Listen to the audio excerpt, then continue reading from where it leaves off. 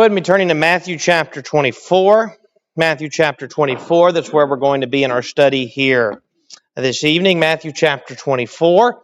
I'll go ahead and note 25 for Sunday morning is out on the back table. You can pick that up for our study on Sunday, next Sunday morning. We're ready for Matthew 24. I'm going to very quickly go through this review because we've got a lot of material in Matthew 24 we want to get to tonight. We've got to try to get through all of it to stay on schedule to finish the book. So we're going to cover a lot of material tonight. So we're going to quickly go through our review. The Gospel of Matthew is about Jesus being the Messiah of Old Testament prophecy. We're following this outline from Faith Life Study Bible. We've got the prelude to Jesus' ministry in 1:1 to 4:16, the ministry in Galilee in 4:17 to 16:20, and then Jesus in Jerusalem 16:21 through 28:20. We've also been looking at the chronology of the life of Christ, and we pointed out we're in this period known as the last week of the life of Christ, that it starts in 21 and will go through 27. At least this is how most divided. I'd put that through 28, because in our periods of the life of Christ, we've got it going Sunday to Sunday here, from the triumphal entrance to Jesus being raised from the dead. We are still on Tuesday, the day of controversy, the question and conflicts with the religious leaders. Again, from a statement in Luke, some believe perhaps these events spill into Wednesday. Perhaps they're right.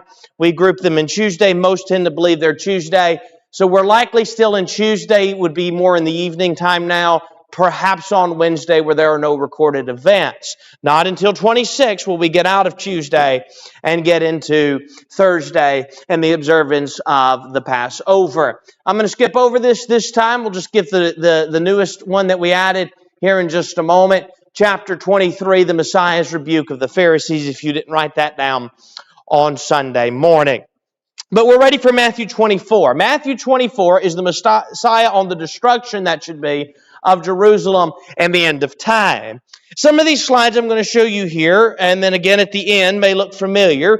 We studied Matthew 24 in a sermon not all that long ago. Unless you've been living under a rock for the last, 4 years, I think it was the week we moved here over 4 years ago was when war started between Russia and Ukraine. And at that point, people started posting and saying this is a sign of the end of time. And then you had the fighting between Israel and Hamas, and people said, well, this is the end of time. And then last year you had some bombings that took place on Iran, and then the retaliation, and people said, well, this is a sign of the end of time. And now you've got the U.S. and Israel at war with Iran, and people are saying this is a sign of the end of time. Now, I don't know how many wars we're going to get through that are a sign of the end of time, but apparently they're all a sign of the end of time according to people misusing this chapter. So we studied it some time back, so hopefully it's familiar to us. We'll move quickly through the text today. I want to get to some things at the end that we learned from Matthew 24. But here's some keys to the chapter. There are two main keys that we need to look at in the chapter. The first one is found in verse 3. So look in verse 3 with me, where it says that the disciples came to him privately saying, tell us, when will these things be? Now we'll talk what those things are more in a minute, but in verse 2, Jesus said that the temple would be thrown down. Not one stone would be left on another. So they said, when will these things be? And what will be the sign of your coming and of the end of the age? Now, I think the disciples probably thought they were asking one question. There's some debate about that. Just based off the disciples' misunderstanding of Jesus' kingdom, even in Acts, I think that it's clear that they likely thought they were asking the same question two ways, but what they actually ask about is two separate events. Jesus answers that. These things, the destruction of Jerusalem and the end of the age and Jesus' return, the coming of the Lord, that's the end of time. The other one is the transition. We need to look for the transition. I'll give that to you now. It'll be our key verse in a moment. Verse 35 mentions heaven and earth passing away. Verse 36 says, but of that day. What day is that? The day that the return of Christ, that day, the day that heaven and earth pass away.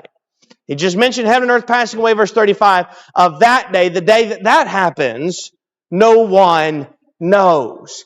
So that's the day heaven and earth passes away. That's a transition in understanding the chapter, because there's some confusion again going back and forth about what events under discussion. There's a mark in the end that shows us when Jesus transitions. Let's go to question 1 now.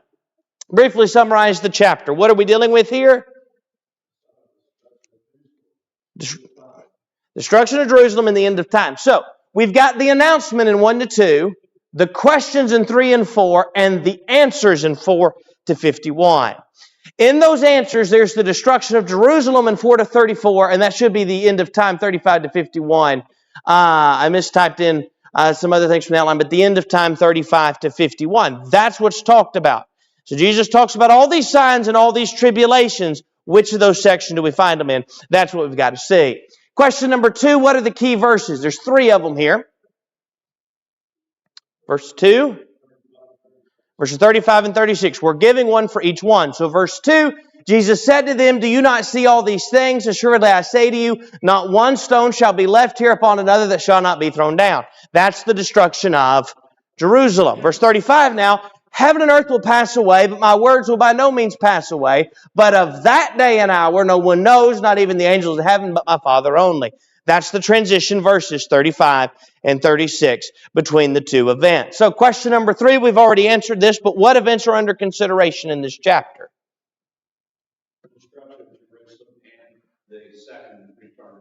So the destruction of Jerusalem and Christ's return, that second coming, both are under consideration. I'll come back to question 4. We'll get to question 4 when we get later on. I'm going to skip these for now so we can get into the text. Let's go to verse 1 now. "Then Jesus went out and departed from the temple, and his disciples came up to show him the buildings of the temple. And Jesus said to them, 'Do you not see all these things? Assuredly I say to you, not one stone shall be left here upon another that shall not be thrown down.'" So they're walking out here. They're departing from the temple. Again, this is Tuesday, that day of controversy. They're leaving the temple, and the disciples want to show Jesus, look how what? How nice look how beautiful the temple is. And Jesus says, not one stone shall be left upon another. The temple's going to be destroyed. So now let's go to point number 2, the questions. "Now as he went and sat on the Mount of Olives, the disciples came to him privately, saying, 'Tell us, when will these things be, and what will be the sign of your coming and of the end of the age?'" So Jesus said in verse 2, the temple's going to be destroyed. So they come to him later on. So keep in mind, verse 1, they're departing from the temple. They've now arrived at the Mount of Olives. So from the temple to the Mount of Olives, the first part of this discussion takes place at the temple. Jesus says it's going to be destroyed. They're going to the Mount of Olives, and on the way there, it seems the disciples have been pondering in their mind, when's this all going to take place? I know what they're pondering because what? It's what? That's the very question they asked Jesus. When will these things be? What will be the sign of your coming and of the end of the age? Now, it says in verse 3, the disciples, if you go to Mark's account, Mark 13, it is Peter, James, John, and Andrew ask him privately. So it's 4 of them. Peter, James, John, and Andrew mentioned specifically in Mark are the ones that came and asked Jesus, when are these things going to take place? They ask 2 questions, but again, I think in their mind they're probably asking 1, but they ask 2. When are these things, the destruction of Jerusalem, the destruction of the temple, and when's going to be the sign of your return? Let's go to verse 4 now. The majority of the text is verse 4 through 51, the answers. Now, as we get to the answers that Jesus gives, the 2 answers about when these things are going to take place, he begins and spends the first 30 verses of this, 4 to 34, on the destruction of Jerusalem. So, there's going to be what takes place before the tribulation. That is, what's leading up to this destruction. There's going to be the event, the tribulation, what takes place at the destruction.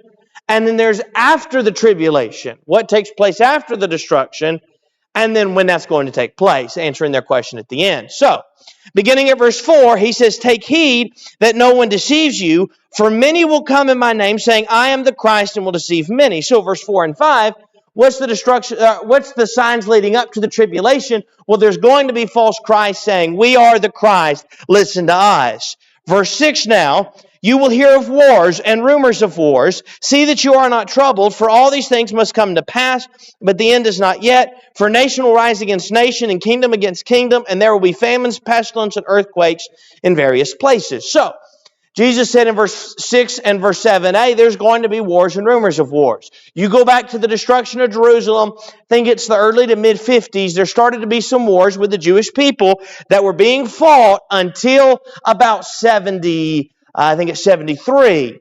But it all really reached its peak before 73 in AD 70 when Jerusalem itself was destroyed. So, war's been going on leading up to the destruction of Jerusalem.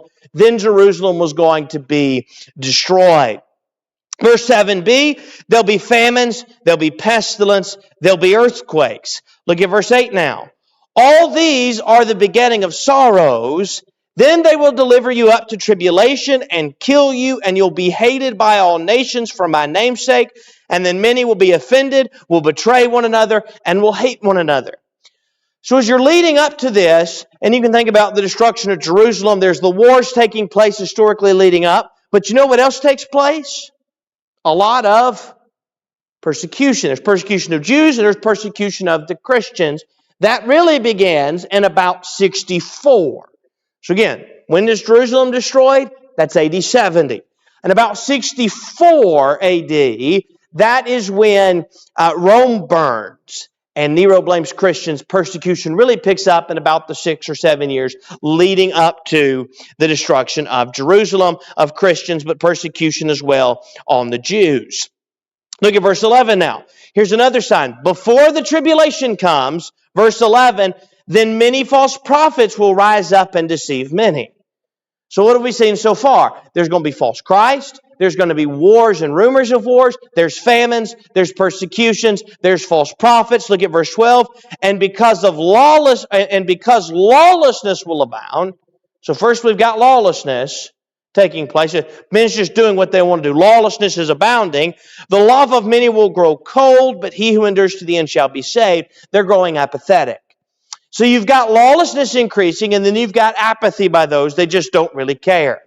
Verse 14 now, and this gospel of the kingdom will be preached in all the world as a witness to all the nations, and then the end will come. So he says, before this takes place, the gospel is going to go out, and it's going to be preached to all the world. And we know from what the scriptures have to say before that the gospel has gone out.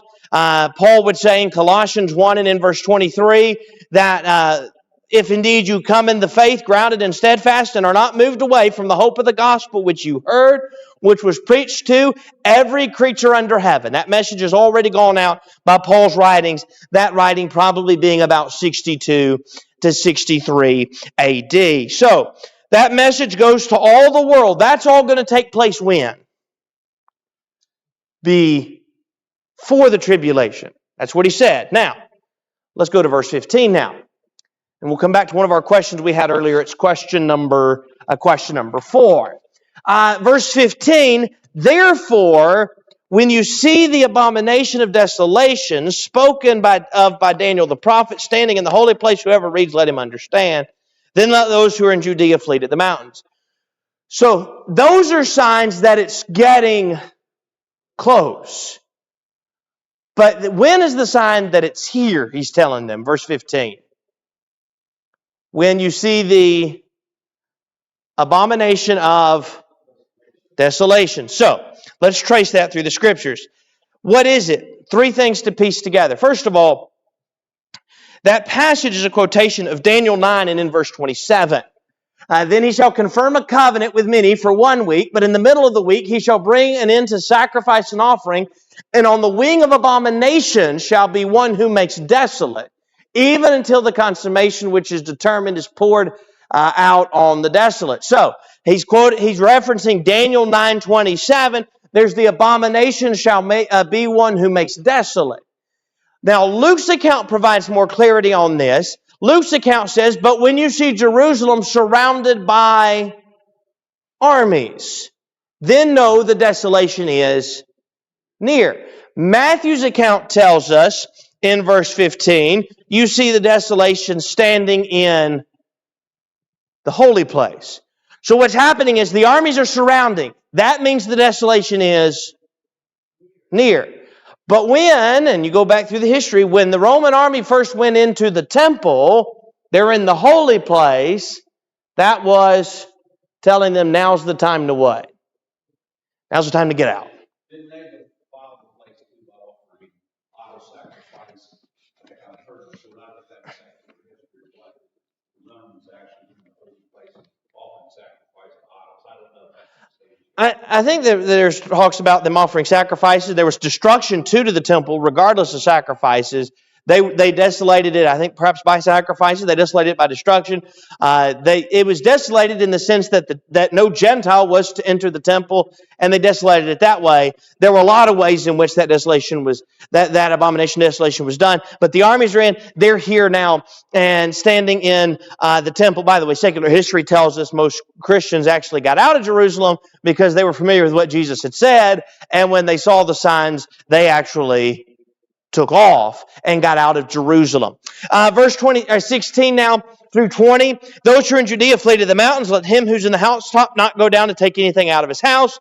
Let him who's in the field not go back to get his clothes. But woe to those who are pregnant and those who are nursing babies in those days. And pray that your flight may not be in winter or on the Sabbath. So he says, when you see that sign, you need to flee. Now this can't be the end of time. Because the end of time, no one's what? Going to...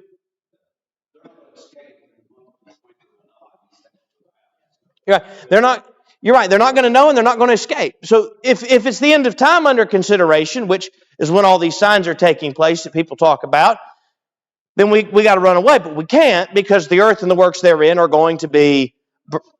They're going to be burned up. They're going to be destroyed. So run away. In fact, you need to go so quickly. If you're on the housetop, don't go inside and get stuff. Just get out. Don't go back for clothes, just get away. If you're in the field, don't try to go back to the house, get away. Verse 20, pray that your flight may not be in winter on the Sabbath. Now, some that have misused Matthew 24 and have talked about realized eschatology or 80-70 doctrine and things, argue that this is saying we should be keeping the Sabbath till 80-70, and that's when the Jewish system was fully taken out of the way. Well, that's when all of Judaism collapsed in terms of Jerusalem was destroyed. Their records were destroyed. But that old law was taken out of the way when Christ died. What he's saying is, imagine this for a minute. When you're there, who are most of the people in Jerusalem? What are they practicing? Judaism.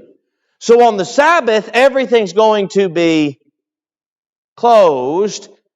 And you're not going to be able to what? Easily get out. Imagine for a minute, I heard one preacher use this analogy. Imagine that all the stores in your area were run by Seventh-day Adventists. So on the seventh day, they close everything down. And now you've got an emergency on Saturday, but you can't go buy anything because what? Businesses are closed. Hope it's not the Sabbath when everything's closed up because they're practicing still Judaism. Let's go to verse 21 now. 21 and 22 is going to be a great tribulation. Verse 21, it'll be a great tribulation, such as has not been since the beginning of the world until this time, no, nor ever shall be. It's going to be such desolation, he says, it's unlike anything that happened before it, and it'll be unlike anything that happened after it. Nations have been destroyed, people have been destroyed, but he says there's something about this, it's different than all others. And unless those days, verse 22, were shortened, no flesh would have been saved, but for the elect's sake, those days will be shortened. Now, the idea of shortened here is not shortened in the sense that it was a short period, but shortened in the sense that it will then come to an end. It's not going to drag on forever. Let's go to verse 23 now.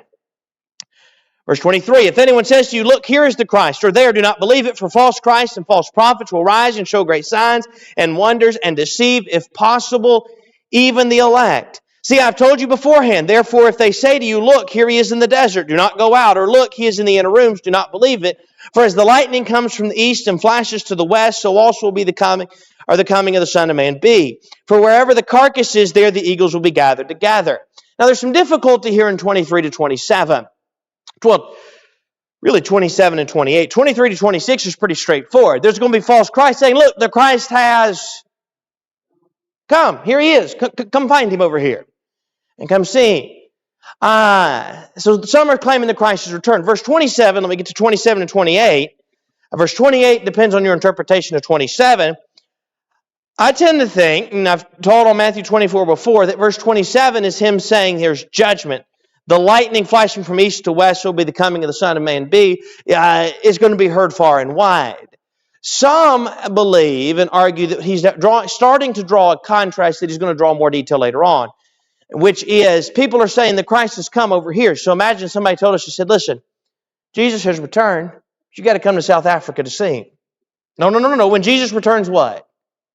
We're all going to know it. So some say that verse 27 perhaps is him saying, when I am fully returned, that I'm going to talk, that what he's going to talk about later on, everybody's going to know it. So this isn't that. Perhaps that's what he's saying, that when he returns, that all will see it. If that's the case, then verse 28's interpretation is different. Verse 28, the carcass is where the eagles will be gathered together. If he's been talking about the false Christs are coming and they're just swarming to the people that are there who are willing to listen to them, like the eagle or the vulture, that perhaps would be better translated, would swarm to a carcass immediately. The other argument is, if verse 27 is Jesus saying, when I really return, you're going to know it. Verse 28, just as the vulture or the eagle comes to the carcass, it's going to be so quick, everybody's going to know it. I think it tends to be the first one of those. The false Christ are trying to swarm to the carcass and pull those away, but Christ is returning. But do with that as you may. Both could fit the context. That doesn't have anything to do with the signs from earlier. We'll get to that more later on. Let's go to verse 29 now.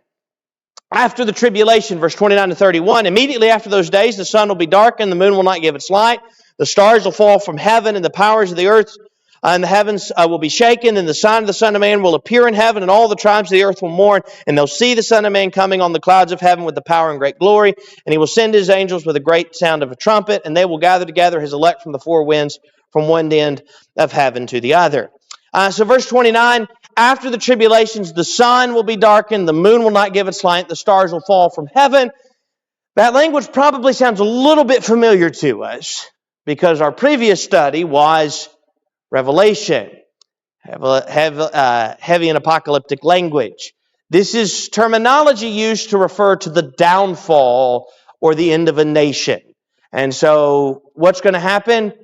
Judaism, Jerusalem, not Judaism in the sense of the old law. The old law has already been taken out of the way, but the Jewish system as a whole, those still practicing it the way they were, that's all going to crumble. In fact, there's not a Jew alive today that can tell you what tribe they're from.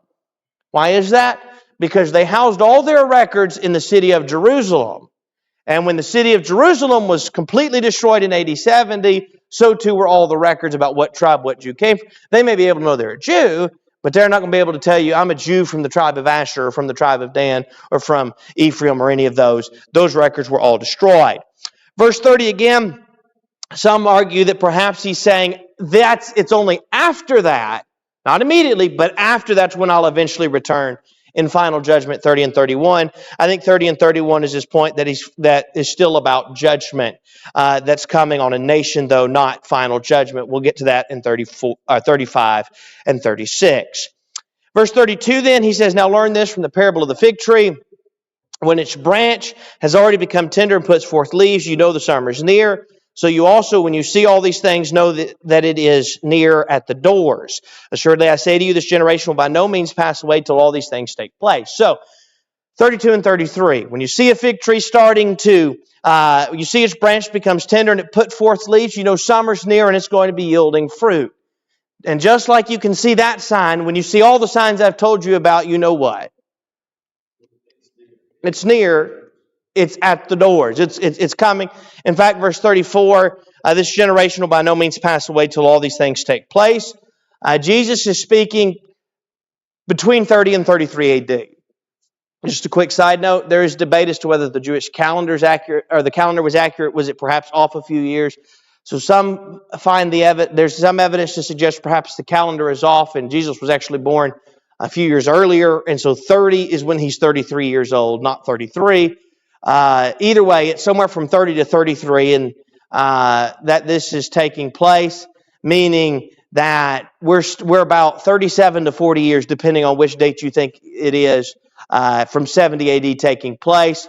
But many of those standing there were going to still be alive and see it happen. In fact, while some of the apostles, Peter, would be put to death and others, John here is going to live well past that. John, remember we're talking about in Revelation, if our date of Revelation we used to be correct, is writing Revelation 20 to 25 years after the destruction of Jerusalem. So he's alive well past that. Yes. Some years ago, I was listening to him. Probably should have been, but I wasn't. He was doing all these previous things, these signs we talk about, to fit current times so bad that he went so far as to maybe Jesus really didn't know about these things happening within the lifetime. Some of you might taste death, these things happen. I mean, that's how bad people want to wrangle the scriptures to fit the narrative that they want to put out there. But as we see, these things happen within the lifetime. Some of them didn't taste death. You're right, and again, as we said in our keys to understand the questions. They may have meant one, but they actually asked two. Jesus answered two and marked the transition. We're at the transition now. Verse 35, heaven and earth will pass away, but my words will by no means pass away. That is, everything in this earth may be destroyed, but what I'm saying to you is true. You know it's true. It's going to take place. You can trust what I'm saying. Verse 36, but of that day and hour. What day and hour? Verse 35, when heaven and earth pass away. That day and hour, no one knows, not even the angels in heaven, but my Father only. So, nobody knows when that's going to be. Nobody knows today. Nobody knows the hour, but not even the angels, but my Father only. Parallel accounts, Mark's parallel account says, Jesus said, not even the angels in heaven, nor the Son. Jesus didn't even know. At least at that time when that would be, only the Father. He says no one knows. So, what will that day be like? Well, unlike the destruction of Jerusalem, there'll be no signs. Verse 37, as the days of Noah were, so also will be the coming of the Son of Man be. For as in the days before the flood, they were eating, drinking, marrying, given in marriage until the day Noah entered the ark, and did not know until the flood came and took them all away, so also will be the coming of the Son of Man be. So, what he's saying in 37 to 39, it's going to be suddenly and without warning. Now, Noah was warning the people the flood was coming, but in terms of an actual sign they could see, life on earth at that time was just like it had been. People were getting married. You can imagine that day. Perhaps over here the wedding's going on, and over here somebody's sitting down at this house, they're sitting down to eat, and over here somebody's sitting down to get something to drink, and everything's going on, and suddenly the flood came. So it'll be when Christ returns. It'll be sudden. It'll be just like when the flood came. It'll come suddenly. Yes. It's not that there won't be a sign, but there won't be any signs that allow for preparation. Because we know the trumpet will sound, Christ will appear in the clouds. We'll know. I mean, from that sense, there will be a sign. But there's not going to be any signs given to where there's a latter time to prepare yourself, which some people say there will be. You're right. There's no pre-warning. When it happens, He's coming, the trumpet's sounding, and we're going to stand before Him in judgment. That's it. That's when it happens. There'll be no forewarning. The forewarning we have is it's going to happen eventually, and we got to get ready for it, like we talked about Sunday night. Let me get to 40 to 44. We'll try to cover as much as we can in the rest of this, but 40 to 44 I want to get to particularly before we run out. Verse 40, 2 men will be in the field, one taken, another left. 2 women will be grinding at the mill, one taken, another left. Watch therefore, for you do not know the hour your Lord is coming. But know this, that if the master of the house had known what hour the thief would come, he would have watched and not allowed his house to be broken into. This passage, along with some parallels, are ones misused for people to argue for the rapture. Maybe you've driven behind somebody. I've never driven behind them, but I've heard of those that have stickers on the back that says, if this car is driverless, the rapture's happened. And things like that. Well, the idea that somebody's gone and somebody else is left. Well, what Jesus is talking about here can't be the sense of a rapture because that doesn't harmonize with other things He said and what the apostles said. It all has to harmonize. So what's He talking about? He's not talking about a rapture where somebody actually goes and somebody else is left on this earth. Peter said the earth and the works therein will be burned up. He's talking about separation. There's going to be the righteous and the unrighteous. They're going to be separated in the day of judgment. Chapter 25 gives me more insight into that. Lord willing, we'll cover that more in 25 on Sunday in the judgment scene. Verse 42, we need to watch therefore, for we do not know what hour the Lord's coming. We've got to watch. We've got to be ready, just like the master of the house is ready for a thief. We make preparation for a thief. You may have an alarm. Maybe you've got a dog that'll bark if they break in. Maybe you got a bat by the door if somebody breaks into your house at night and tries to attack you. You may take preparations, not because you want a thief to break in, But if they break in, you want to be ready, because they're not going to call and tell you they're breaking in. The Lord is going to come back, that's certain, but it'll be like a thief in the night. It'll be quick, it'll be sudden, we don't know when.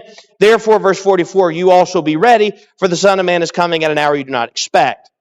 He finishes in 45 through 51 by continuing this discussion of being ready, talking about the faithful and wise servant who was made ruler, his master made ruler over his house to give food in due season. He said, blessed is the servant whom the master finds doing his will when he comes. The idea of the rest of this chapter is the master might say, the servant might say, my master's delayed, so basically I'm just going to make myself, I know I'm supposed to be a steward over this, but I'm going to elevate myself because he's not come back. Some may say, well, the Lord hadn't come back yet. I'm going to do what I want, and then the Lord may return. I'm going to get to this real quick because our time has gotten away from us. The signs, again, these slides may look familiar. They're from our previous study on a sermon on Matthew 24. The signs are not about Christ's return. Verse 37 to 39, as we saw, it's going to be as the days of Noah. Life's going to be going as normal. And then it'll come, verse 43 and 44, as a thief. But it pointed to the destruction of Jerusalem. The event that signs pointed to would happen in the disciples' lifetime, according to 32 to 34. Last I checked, there are no 2,000-year-old men walking around. Every time they say somebody passed away, they were the oldest living person at the time of their death. They're more like 116, not 2,016 years old. All the signs pointed out the first event when the temple in Jerusalem will be destroyed in verse 2 and 32 to 34. 35 and 36 marks that transition. So, when somebody tells you it's the end of time, I know it's coming because there's wars and rumors of wars. You can go back to Matthew 24 and say, let's see what it's saying. Verse 35 and 36 is the key, the transition. They ask two questions. They may have meant one, but they ask two. What are the signs of these things? The destruction of the temple in Jerusalem. What's the sign of your coming? Jesus in 4 to 34 says, here's the signs of the destruction of Jerusalem. But verse 35, heaven and earth will pass away, my words won't. You can trust what I told you in these previous 30 verses. But of that day, the day heaven and earth pass away, verse 36, no one knows. The signs are pointing to the destruction of Jerusalem. Lord willing, we'll be in chapter 30 or 25 on Sunday morning. That outline is on the back table again. You can pick that up for Sunday morning.